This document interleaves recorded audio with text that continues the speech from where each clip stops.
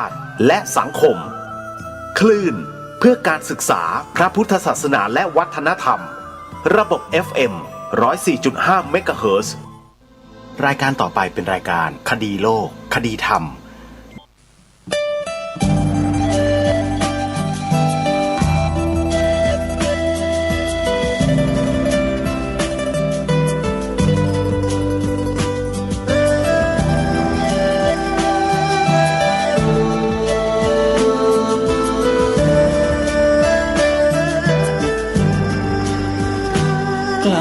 คิดก็ต้องกล้าทำอย่ากลัวถ้าทำความดีเร่งศึกษาปัญหาให้ทันท่วงทีเมืองไทยจะพัฒนากว่านี้รายการดีคดีโลกคดีธรรมขอรำพันบรรยายความคิดเครื่องหมายแห่งสีทั้งสามงามถนัดขาวคือบริสุทธิ์สีสวัสดิ์หมายพระไตรรัตน์และธรรมะคุมจิตไทยแดงคือโลหิตเราใสซึ่งยอมสละได้เพื่อรักษาชาติศาสนา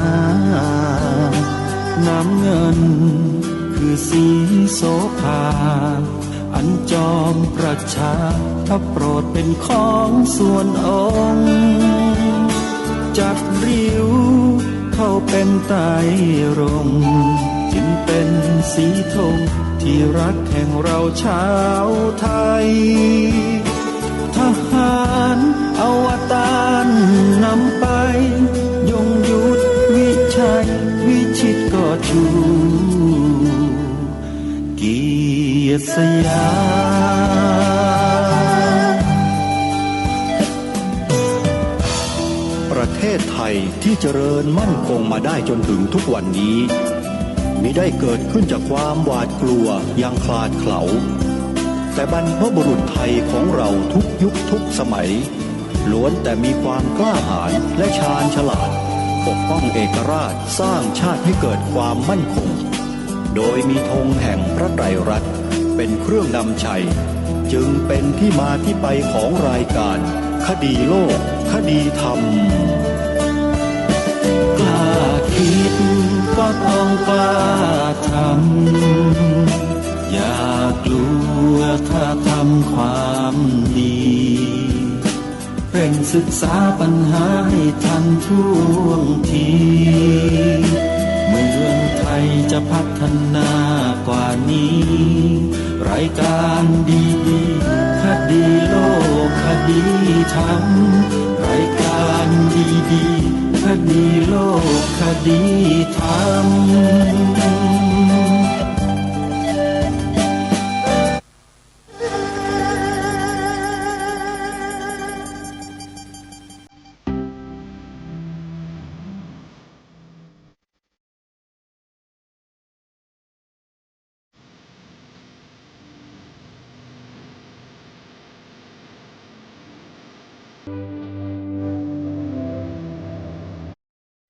ขอกราบถวายความนอบน้อมแด่พระรัตนตรัยถวายความเคารพพระมหาเถระพระเถรานุเถระทุกท่านขอความสุขความเจริญในธรรม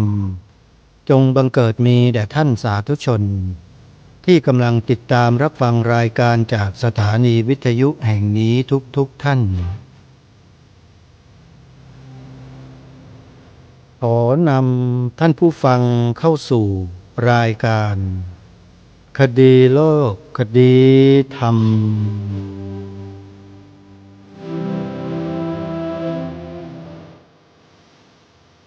พบกันวันนี้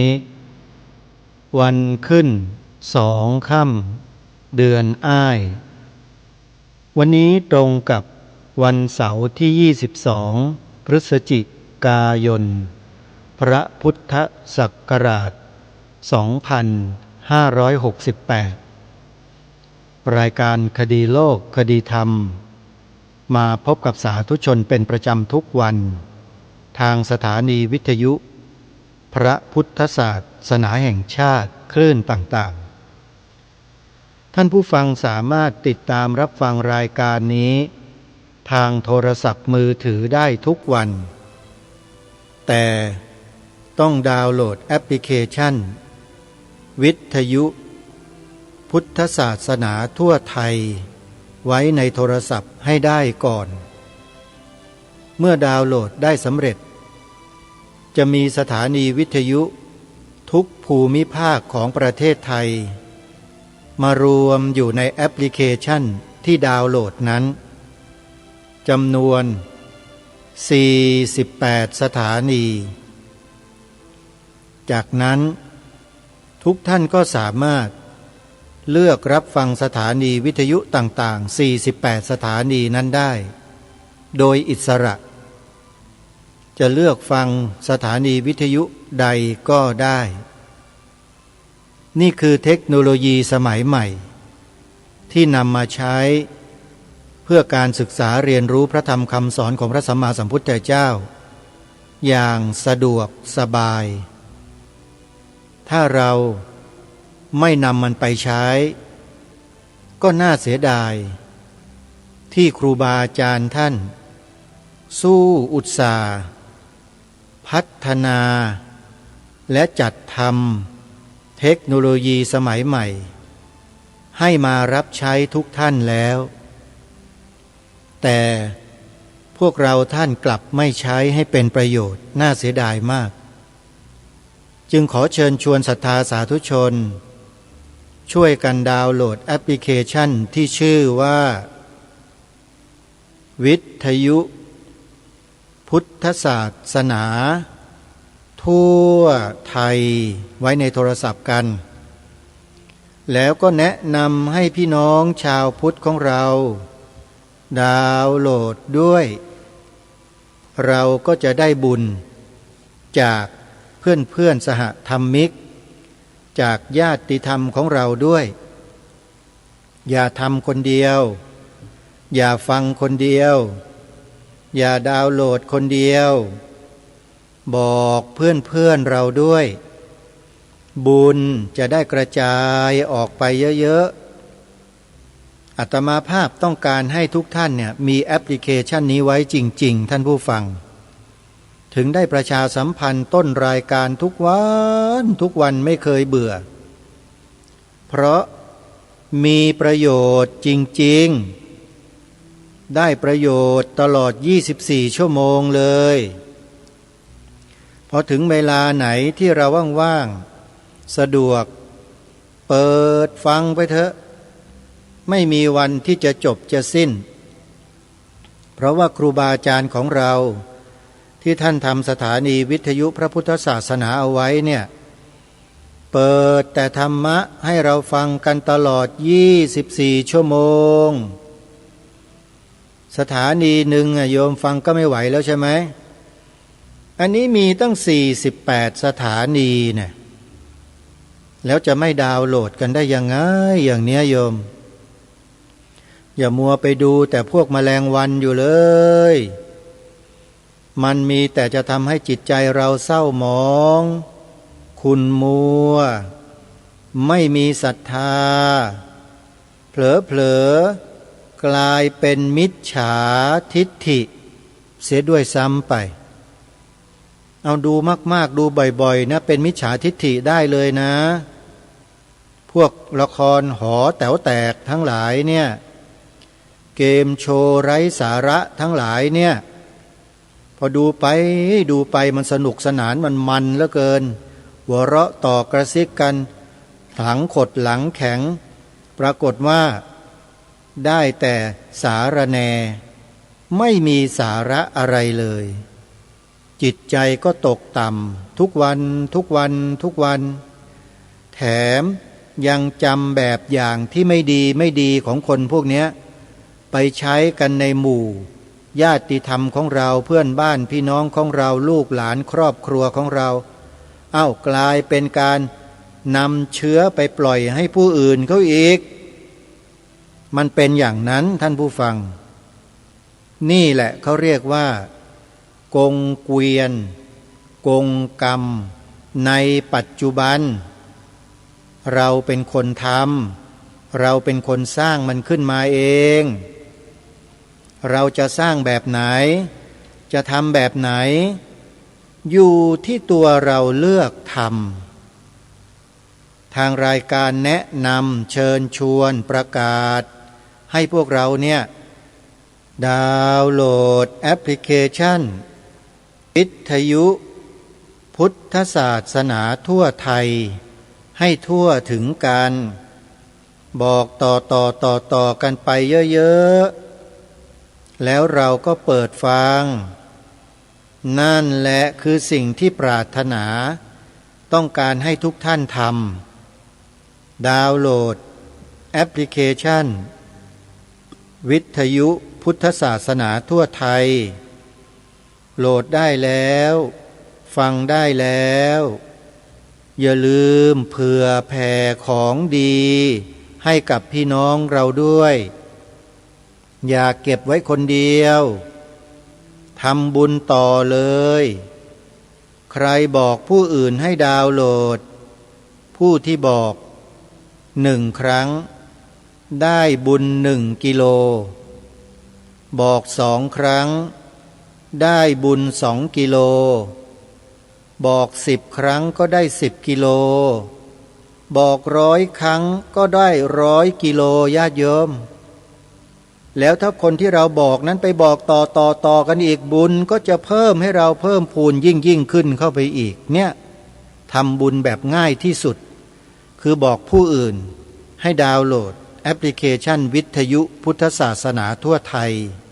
เพื่อฟังสาระดีๆให้จิต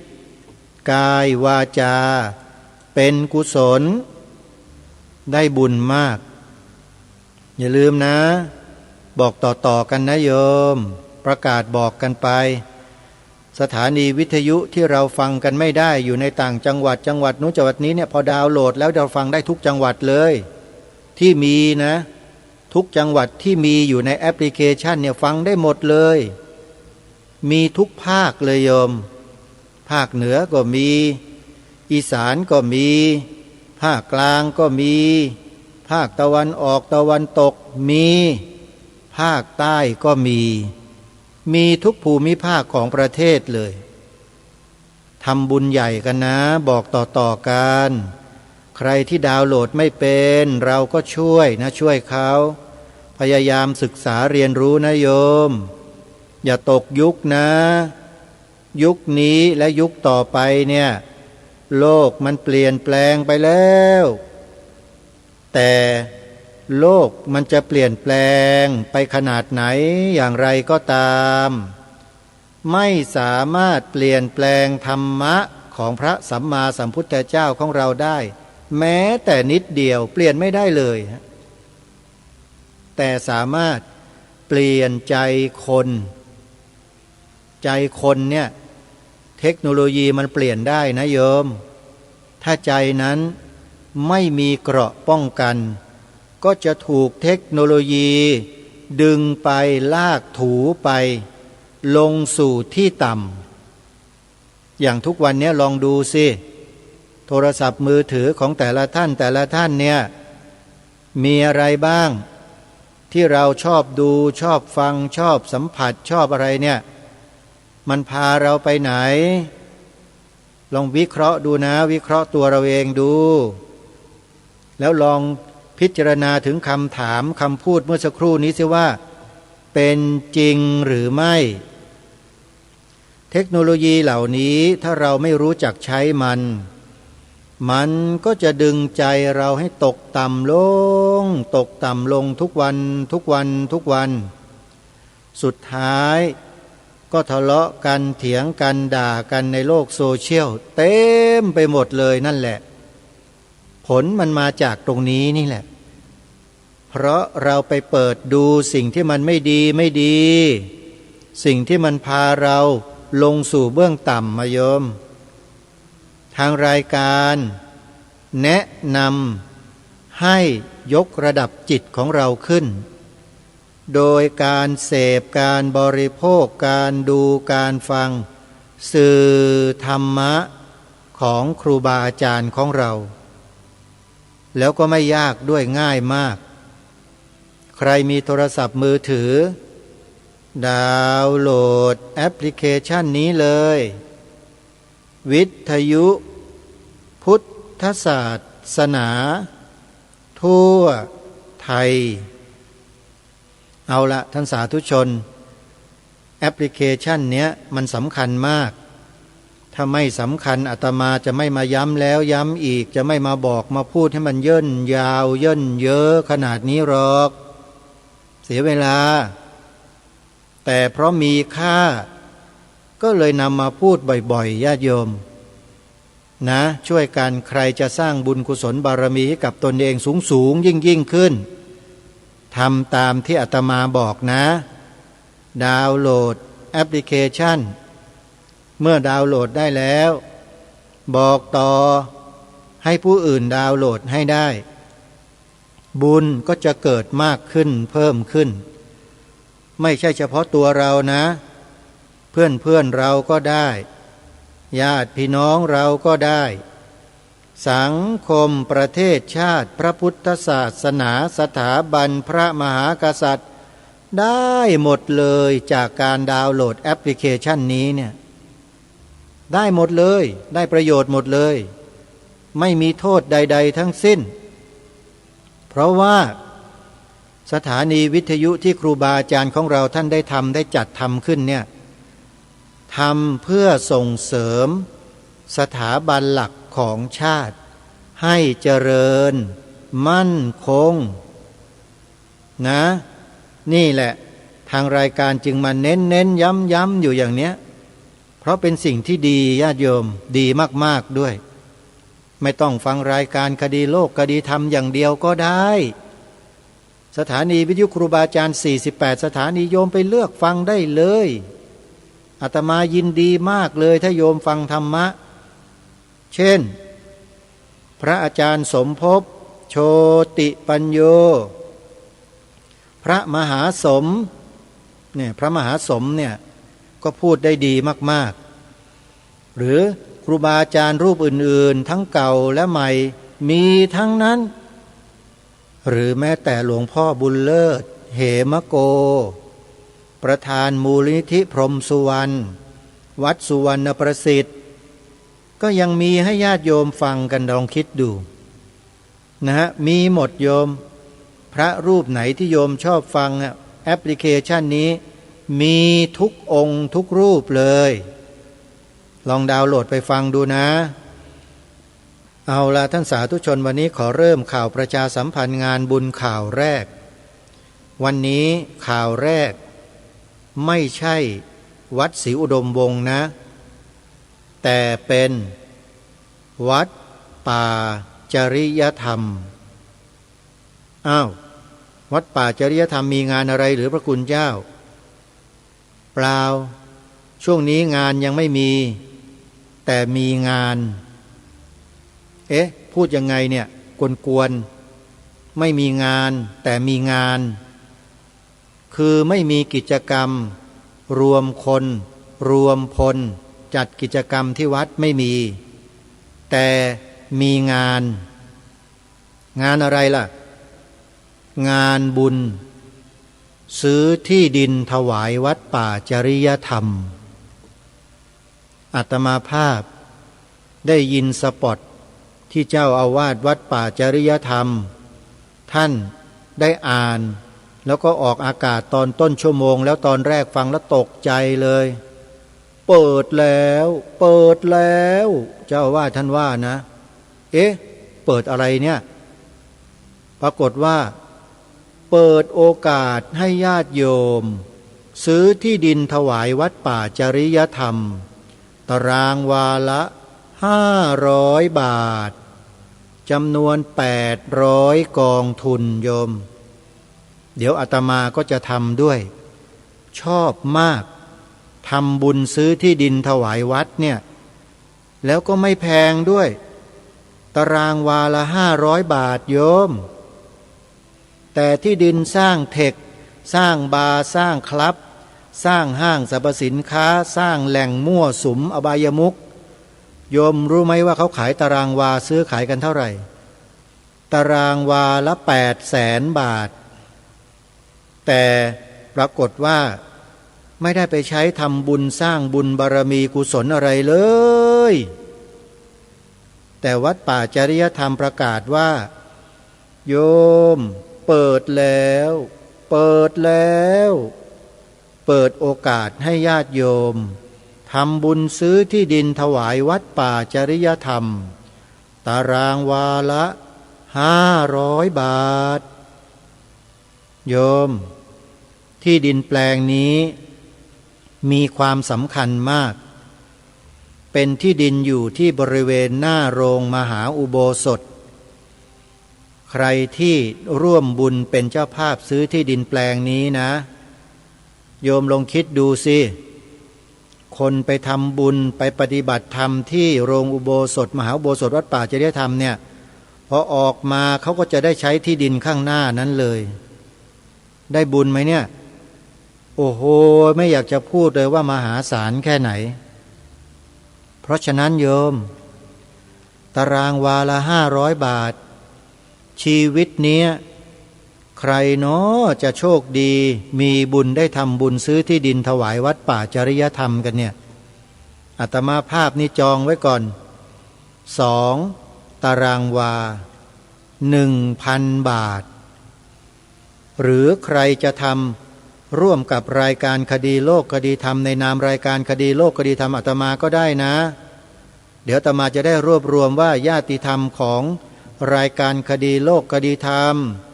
ขอร่วมบุญซื้อที่ดินถวายวัดป่าจริยธรรมเท่านั้นเท่านี้โยมเดี๋ยวอาตมาจะได้บันทึกรายชื่อส่งให้ท่านพระครูจริยสารธรรมเลยอาตมาทำแล้วนะ2 ตารางวาใครจะร่วมกับอาตมาบ้างหรือจะทำโดยตรงกับทางวัดป่าจริยธรรมก็ได้จดเบอร์โทรศัพท์วัดป่าจริยธรรมไว้นิดหนึ่ง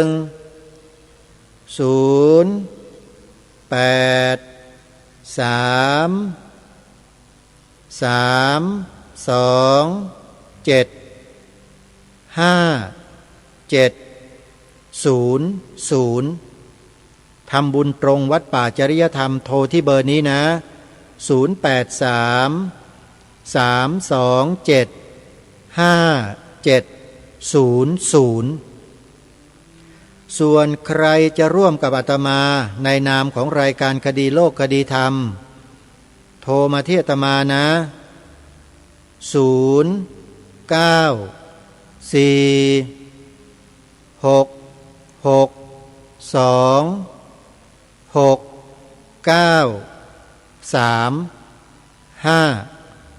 อนุโมทนาบุญล่วงหน้านะโยมนะตารางวาละ500 บาทเจ้าอาวาสท่านประกาศทุกต้นชั่วโมงเลยเปิดแล้วท่านว่าอย่างนั้นเปิดให้โยมแล้วโยมไม่ไปนี่ไม่รู้จะพูดยังไงแล้วนะนี่ไม่ทำบุญนี่เจ้าอาวาสเปิดซะจนขนาดนั้นช่วยกันนะชวนกันนะโยมนะทำบุญซื้อที่ดินถวายวัดปฏิบัติธรรมตลอดปีตลอดชาติอานิสงส์แห่งบุญนี่ไม่ต้องพูดถึงเลยโยมเยอะจริงๆนะใครที่ติดขัดเรื่องปัญหาที่ดินทางนู้นทางนี้ไม่ได้ทางนั้นอะไรต่างๆเนี่ยลองทำบุญซื้อที่ดินถวายวัดป่าจริยธรรมดูซิแล้วอธิษฐานจิตให้ดีนะตั้งใจให้ดีแล้วอธิษฐานจิตขอ1 อย่างเท่านั้นแหละแล้วลองติดตามดูว่าจะสำเร็จไหมโยม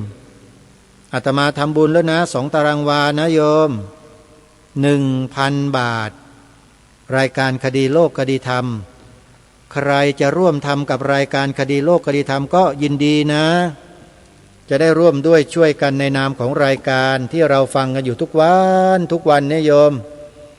อาตมาไม่ได้เรียอะไรเข้ากระเป๋าตัวเองหรอกบอกบุญให้ครูบาอาจารย์ท่านงานต่อไปก็คืองานปริวาสกรรมบวชเนกขัมมะปฏิบัติธรรม10 วัน10 คืน ณวัดศรีอุดมวงศ์ตำบลศรีสงครามอำเภอวังสะพุงจังหวัดเลยระหว่างวันที่1 ถึง 10 ธันวาคมญาติโยมใครที่จะมาบวชเนกขัมมะที่วัดศรีอุดมวงศ์ยินดีต้อนรับครูบาอาจารย์พระเจ้าพระสงฆ์พระเถรานุเถระที่จะมาอยู่ปริวาสกรรมก็ขอนิมนต์นะครับท่านเจ้าวาดพระครูดมวรานุวัตรยินดีต้อนรับ1 ถึง 10 ธันวาคมหลังจากงานวัดศรีอุดมวงศ์แล้วมีอยู่1 งานซึ่งอยู่ในระหว่างของงานวัดศรีอุดมวงศ์และอยู่ในจังหวัดเลยเหมือนกันนั่นก็คือกิจกรรมงานเปิดถ้ำประกายเพชรฟังชื่อแล้วน่าสนใจนะถ้ำประกายเพชรอาตมาภาพเคยได้ยินคนพูดมานานแล้วโยมถ้ำประกายเพชรถ้ำประกายเพชรแต่ไม่เคยรู้เลยว่ามีอยู่ในจังหวัดเลยที่ไหนท่านผานกเขาหรือเปล่าไม่ใช่งั้นภูกระดึงแน่เลยก็ไม่ใช่ถ้าไม่ใช่งั้นแน่เลยต้องภูเรือแน่เลยภูเรือก็ไม่ใช่แล้วมันจะที่ไหนล่ะที่ท่องเที่ยวที่เป็นภูเขาก็มีอยู่แค่นั้นแหละอยู่ที่อำเภอนาด้วงจังหวัดเลยใกล้ๆกับวัดป่าจริยธรรมของพระครูนิรุตนี่แหละโยมเขาจะมีงานเปิดถ้ำประกายเพชรประจำปีวันเดียวนะงานเขามีช่วงเช้าไปกันแต่เช้าเลยนำข้าวสารอาหารแห้งไปทำบุญตักบาตรกันที่วัดถ้ำประกายเพชรตำบลนาดอกคำอำเภอนาด้วงจังหวัดเลยจัดงานวันอาทิตย์ที่7 ธันวาคมวันเดียวเจ้าอาวาสท่านสุทธินันท์รู้จักกันโยมยังไงก็ช่วยกันนะสนับสนุนส่งเสริมพระสงฆ์ที่ทำงานนะโยมถ้าไม่มีพระสงฆ์แล้วโยมนะจะเดือดร้อนนะอาตมาจะบอกให้ประเทศไทยเนี่ยถ้าไม่มีพระสงฆ์เหลืออยู่สักรูปหนึ่งนี่แย่เลยนะโยมหมดบุญเลยนะประเทศไทยเนี่ย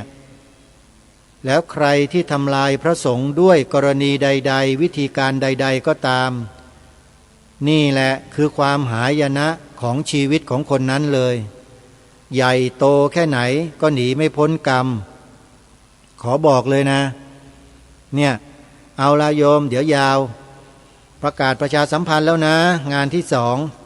2งานต่อไป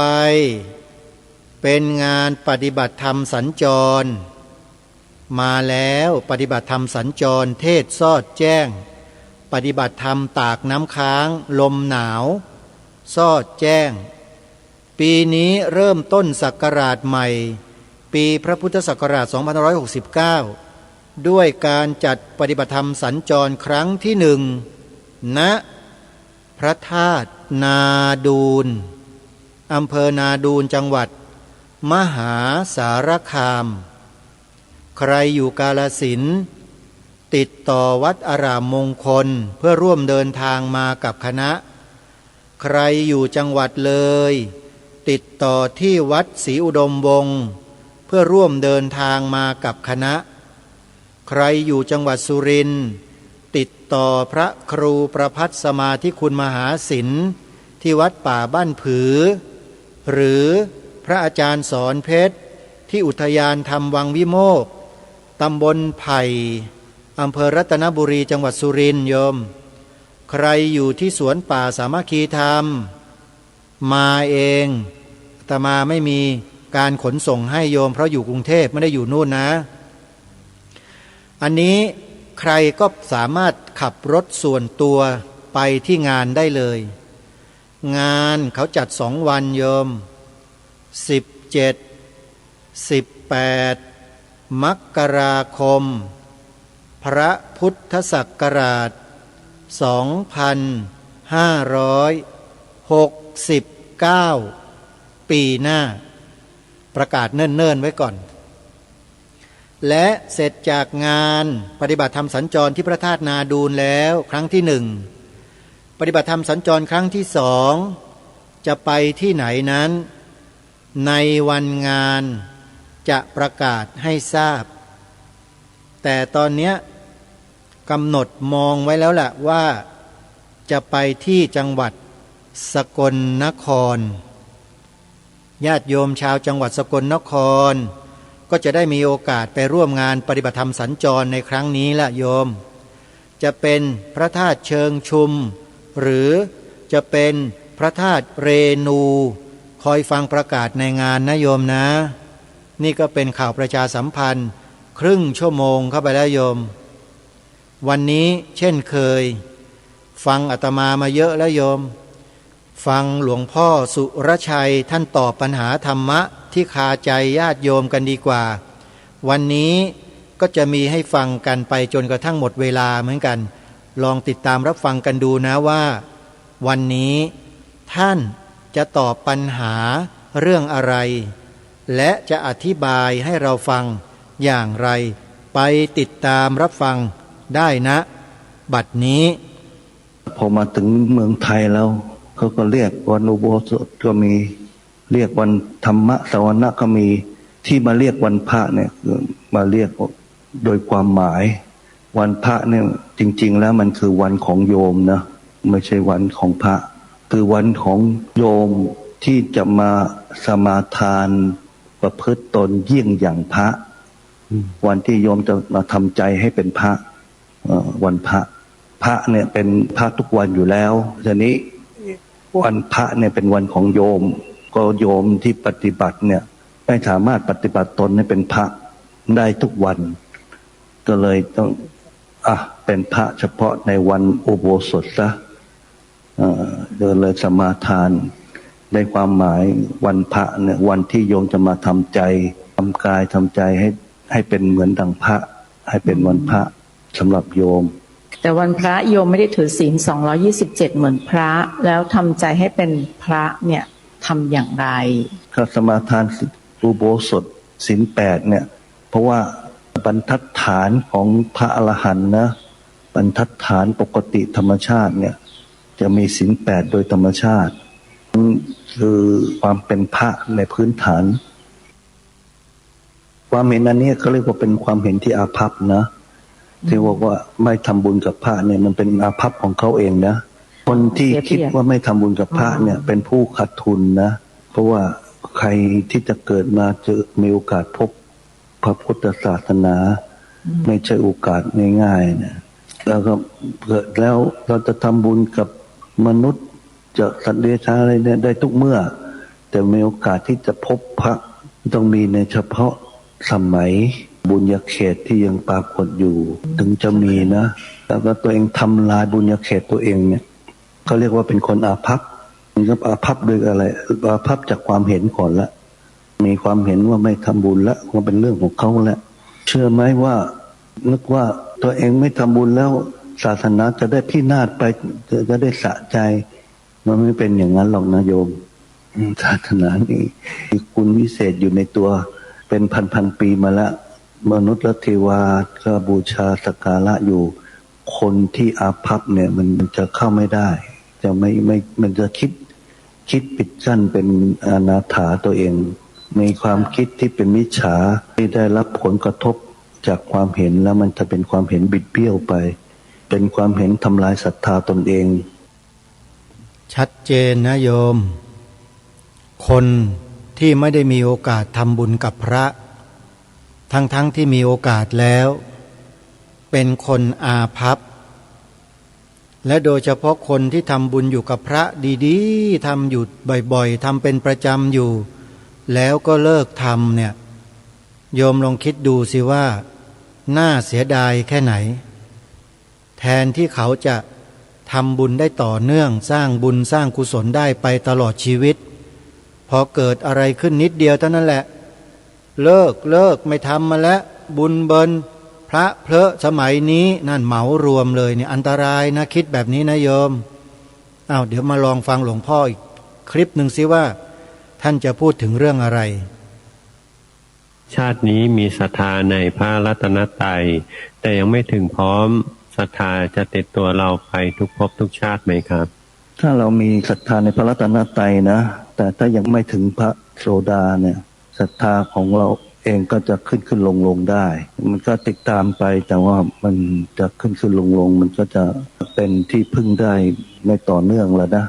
ตอนแบบที่ยังไม่ตายที่เป็นอยู่นะถ้ายังไม่เป็นโสดาเนี่ยศรัทธามันจะขึ้นลงนี้ถ้าตายไปมันก็จะเป็นทำนองนั้นถ้าเป็นโสดาแล้วนะศรัทธานั้นก็จะเป็นอาจละศรัทธาการเป็นศรัทธาที่ไม่หวั่นไหวอาจละศรัทธาอย่างถ้าเป็นคนมีศรัทธาทั่วๆไปเนี่ยศรัทธาของเขาก็จะหวั่นไหวขึ้นลงบนเอ็นและเปลี่ยน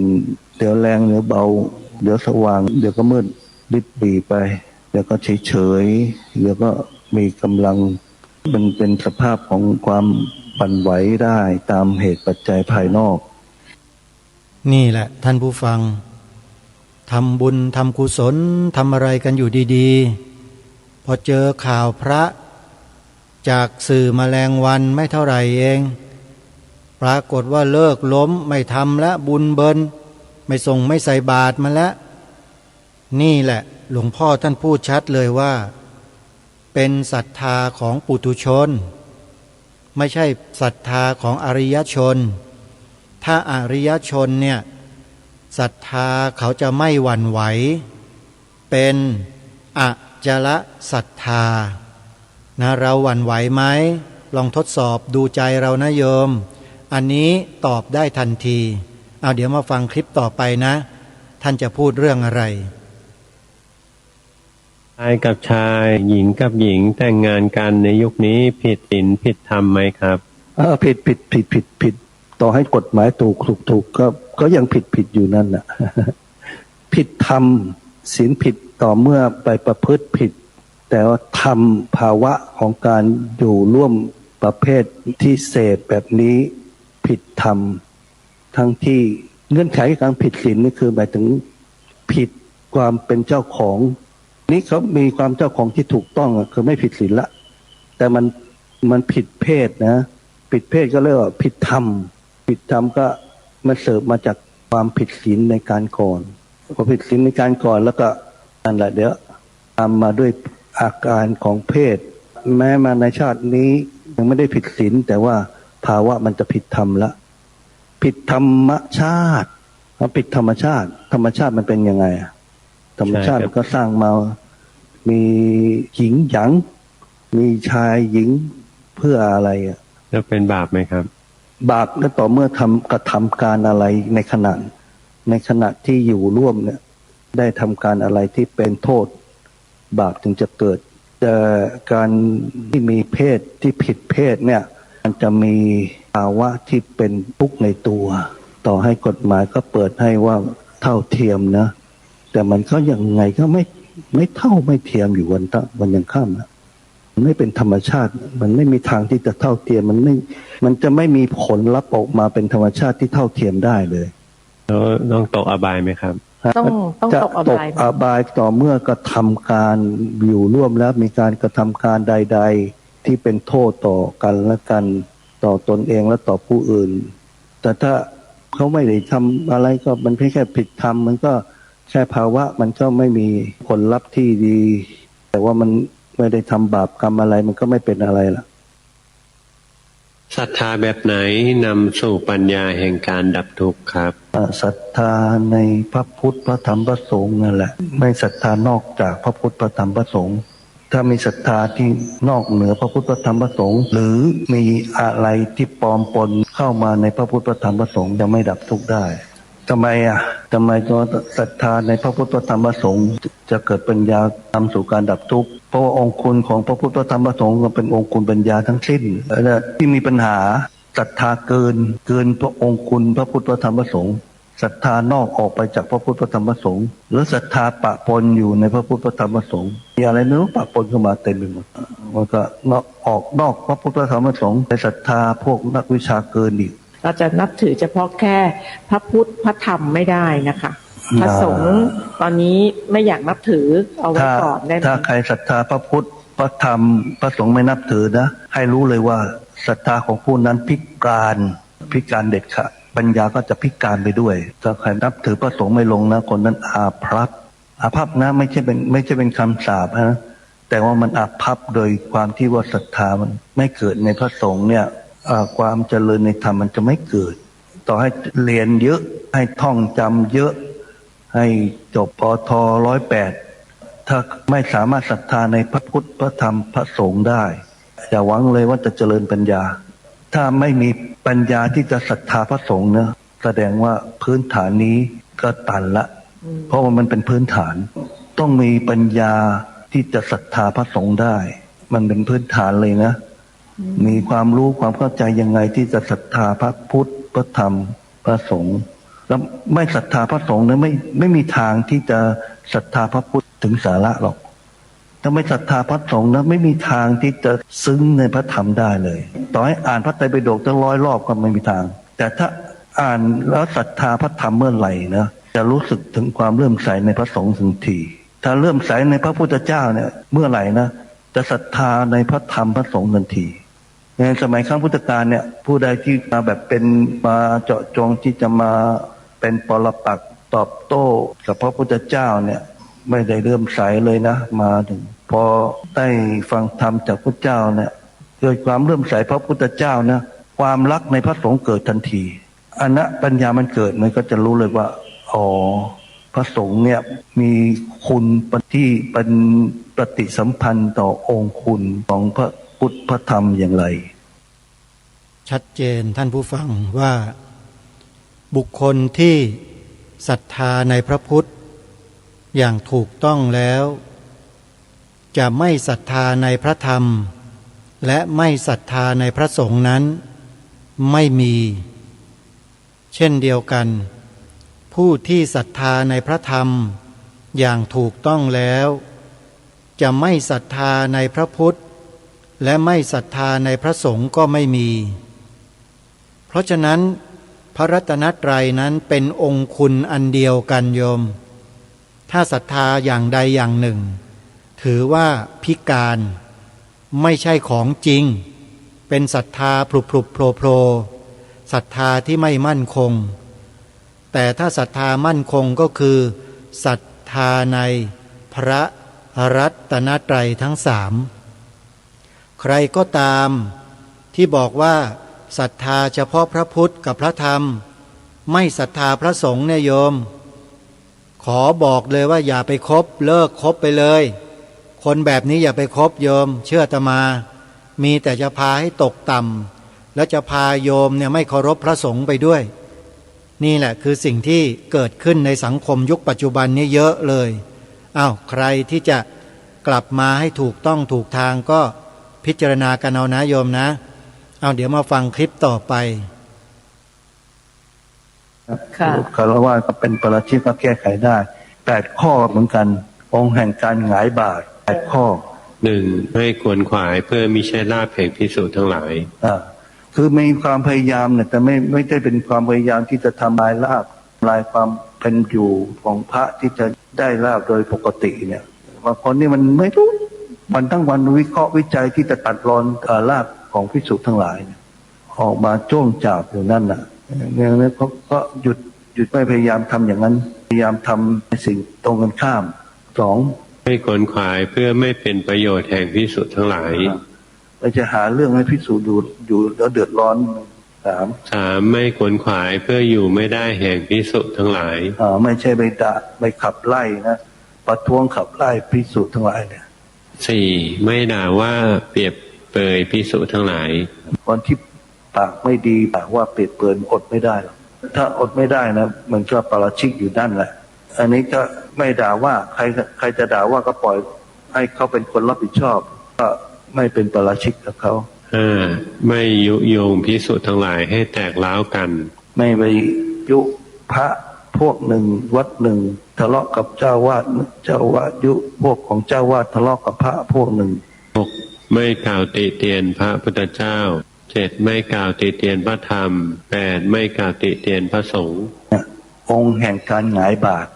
ก็หยุดการกระทำถูกไหม ใช่ คะหยุดการกระทำ นี่ทุกวันนี้ที่กระทำกันเนี่ยออกมาเฮี้ยวเนี่ยรู้ตัวไหมว่าเป็นปาราชิกจะได้ศึกษาบ้างใช่ไหมตกนรกกันฟรีๆ สิ่งที่อุบาสกอุบาสิกาที่กระทำแล้วก็จะหนึ่งเพื่อพิสุทธิสงฆ์ก็จะคว่ำบาตรแล้วก็จริงก็บอกว่าเป็นปาราชิกด้วยนะคะเป็นองค์แห่งการคว่ำบาตรเนี่ย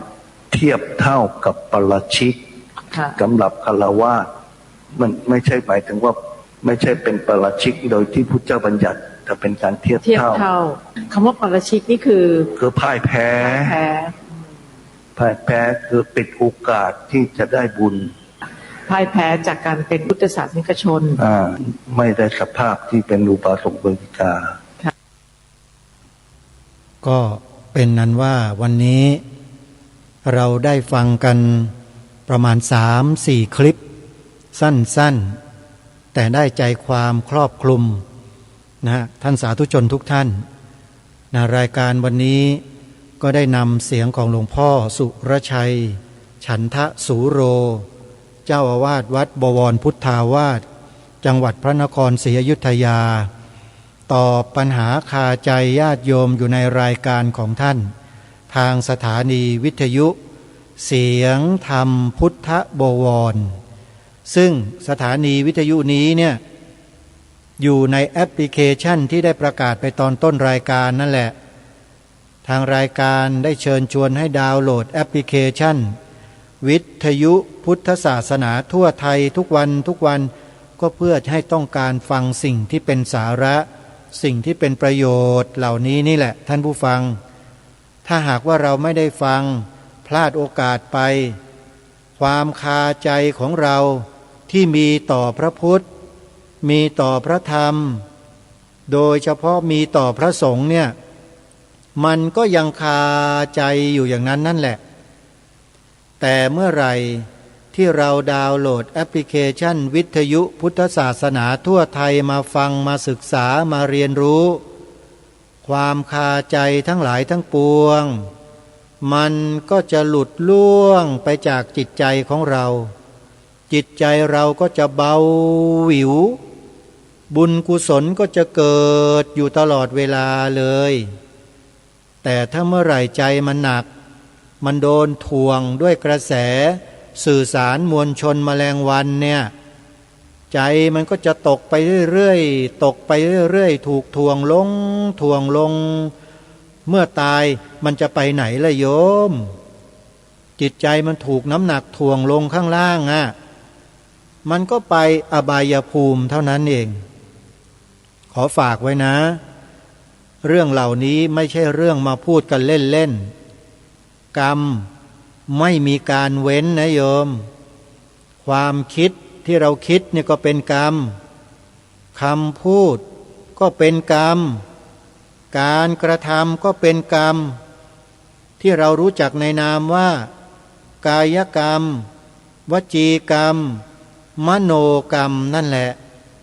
พยายามรักษากรรมดีๆไว้นะโยมนะละกรรมที่ไม่ดีออกไปทั้งกายวาจาแล้วก็ใจแล้วนำธรรมะสาระที่ดีๆเสริมกายวาจาใจของเราให้เป็นบุญเป็นกุศลอยู่ตลอดเวลาจะไปจากโลกนี้ยิ้มแป้นเลยเวลาใกล้จะตายสบายแซบพระอาจารย์สมภพบอกว่าตายแบบแซบดีไหมโยมถ้าดีทำตามที่พระบอกนะโยมนะโยมก็จะพ้นจากอบายภูมิแน่นอนวันนี้เวลาของรายการหมดแล้วท่านผู้ฟัง